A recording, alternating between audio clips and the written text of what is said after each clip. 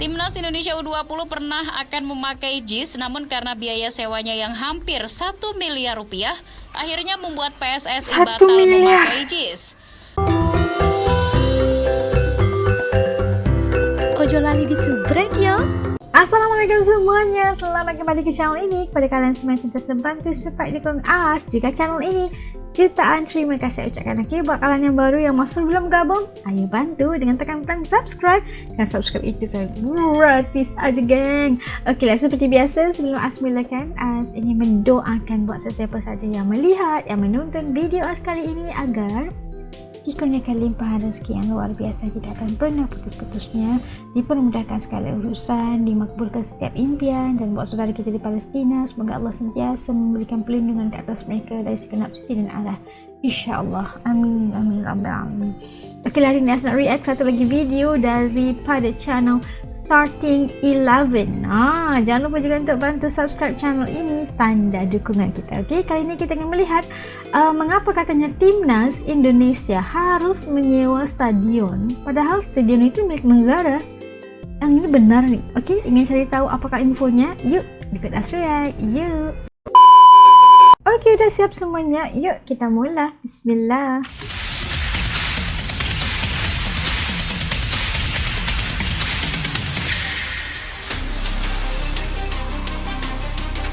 Para penggemar kalang kabut mengetahui kalau harga tiket pertandingan Timnas Indonesia di ajang kualifikasi Piala Dunia Juni mendatang naik. Kenaikan harga tiket memang cukup signifikan dibandingkan ketika pertandingan menghadapi Vietnam Maret lalu. Pada pertandingan itu harga tiket termurah masih Rp100.000. Sementara di laga kontra Irak dan Filipina, harga tiket termurah naik lebih dari 2 kali lipat menjadi Rp250.000. Harga termahalnya jika sebelumnya Rp750.000, di dua pertandingan Juni nanti harganya sampai Rp1.250.000. Namun ya, walaupun mahal, tiketnya tetap ludes.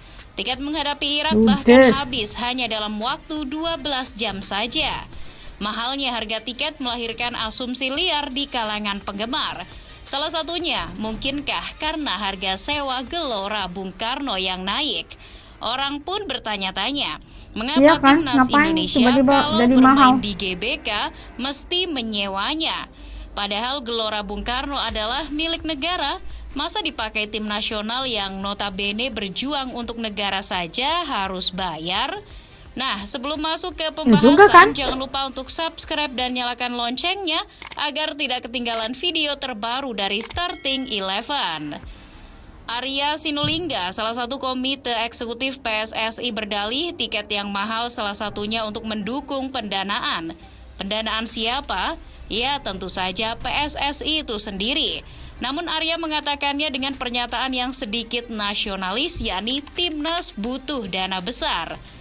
Kalau dipikir-pikir, Timnas Indonesia memang butuh dana besar. Selain biaya operasional termasuk gaji pelatih dan para staf, PSSI juga butuh dana untuk menyewa stadion utama Gelora Bung Karno.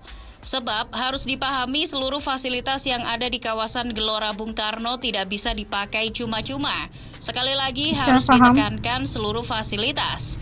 Jadi bukan cuma stadion utama saja, Timnas Indonesia jika ingin memakai fasilitas seperti tempat latihan dan stadion Madia juga mesti membayar sewa. Kepada siapa? Pengelola. Siapa yang mengelola?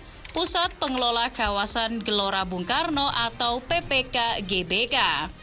Lalu ada yang protes, loh bukankah stadion itu milik negara? Timnas Indonesia kan berjuang untuk negara, mengapa untuk memakai fasilitas negara saja harus membayar? Soal Stadion Gelora Bung Karno adalah milik negara, memang betul. Stadion yang dulunya dibuat untuk memenuhi gengsi Presiden Soekarno itu, pengelolaannya diserahkan ke pemerintah pusat. Jadi, segala sesuatu yang berkaitan dengan kawasan GBK bukan cuma stadion utama, itu pembiayaannya diambilkan dari anggaran pendapatan dan belanja negara, APBN. Karena negara yang mengelola, maka negara pula yang mestinya mendapatkan pendapatan dari sana. Hal itu diatur dalam Peraturan Menteri Keuangan Nomor 38 Tahun 2018 tentang penggunaan dan biaya sewa kawasan GBK. Dalam peraturan tersebut jelas sekali menyebutkan besaran biaya sewa. Peraturan itu menyebutkan jika ingin menyewa Stadion Utama Gelora Bung Karno, biaya yang harus dikeluarkan adalah Rp450 juta per 12 jam. Sementara apabila hendak menyewa Stadion Madia atau yang ukurannya lebih kecil, sang penyewa harus mengeluarkan Rp150 juta per 12 mahal jam. Sekali ya, 12 Uang jam. sewa GBK ini akan masuk ke kas negara sebagai pendapatan negara, bukan pajak. Tinggi juga ya biaya sewa GBK? Iya, ya, tinggi begitulah. banget. Menteri Keuangan Sri Mulyani Indrawati bahkan menyebut kawasan GBK menjadi aset termahal milik negara. Karena sudah ada aturan itulah, Gelora Bung Karno tidak bisa dipakai secara cuma-cuma bahkan oleh Timnas Indonesia. Mengingat Timnas Indonesia sendiri yang mengurus adalah PSSI, walaupun ketua umumnya adalah Menteri BUMN, namun PSSI jelas bukan lembaga negara. Ia organisasi independen yang mengurus sepak bola. PSSI sama halnya dengan organisasi yang mengurus olahraga lainnya seperti PBSI, Perbasi, PBVSI, Percasi, dan lain sebagainya. Memang soal pendanaan PSSI, pemerintah belakangan ini andil, tapi pembiayaan lebih besar ke PSSI hadir dari pihak swasta.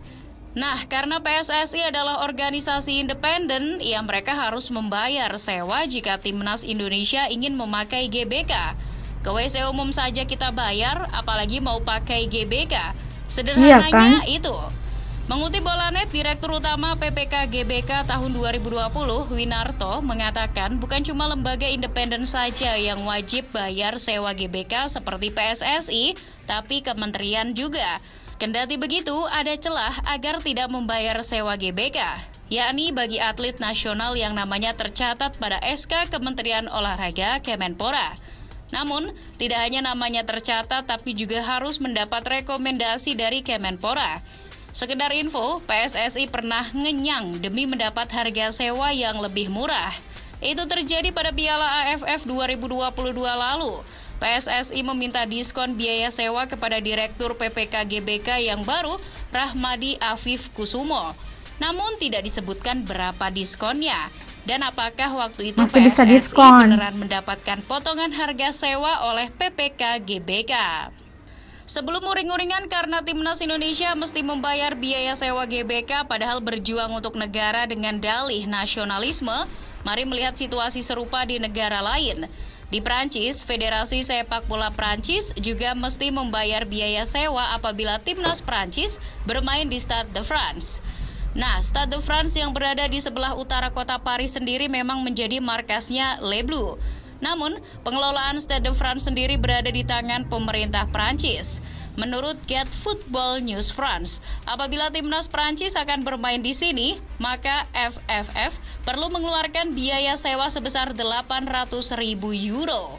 Federasi Sepak Bola Jerman DFB memilih bekerja sama dengan Asosiasi Operator Stadion Jerman. Di dalam kontraknya itu ada perjanjian penyewaan stadion di Jerman. Jadi, Timnas Jerman bisa memakai stadion manapun yang berada di bawah naungan asosiasi itu, seperti Signal Iduna Park, Allianz Arena, dan Olympia Stadion Berlin. Di negara Asia Tenggara, Timnas Vietnam juga tak digratiskan memakai stadion di negaranya sendiri.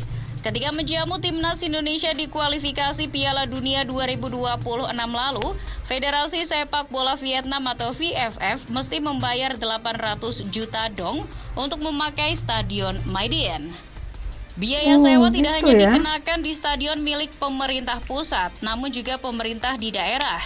Terlebih stadion-stadion di daerah dibangun dan dikelola menggunakan APBD, sehingga pemerintah daerah juga perlu menarik retribusi dari sana. Jakarta International Stadium atau JIS misalnya, itu juga ada biaya sewanya. Timnas Indonesia U20 pernah akan memakai JIS, namun karena biaya sewanya yang hampir 1 miliar rupiah, akhirnya membuat PSSI batal memakai JIS. Walaupun setiap stadion ada biaya sewanya, tapi Timnas Indonesia khususnya U20 pernah memakai stadion tanpa perlu membayar uang sewa. Itu terjadi di kualifikasi Piala Asia U20 2023 lalu. Waktu itu Timnas U20 memakai Stadion Gelora Bung Tomo secara cuma-cuma karena biaya sewa dan operasional ditanggung oleh pemerintah setempat. Pada intinya, untuk memakai stadion wajib membayar uang sewa. Ini bukan karena perhitungan atau tidak nasionalis. Stadion perlu pengelola dan ucapan terima kasih tidak bisa membayar perawatan rumput. Jadi siapapun yang memakai tak hanya Timnas, Blackpink, NCT Dream, partai politik, bahkan Raffi Ahmad kalau mau ngadain pesta sunatannya Cipung di GBK juga wajib membayar uang sewa. Sunatannya di GBK. Nah, jadi kita pastikan kenapa sebenarnya Timnas Indonesia harus menyewa atau membayar sewa stadion, padahal stadion GBK itu milik negara katanya kan. Dan ya kalau dipikir-pikir nasionalis apa enggak, atau itu sebenarnya ya siapa yang harus mengelola stadion itu kan, kalau sekiranya diberikan secara percuma gitu, cuma-cuma gitu.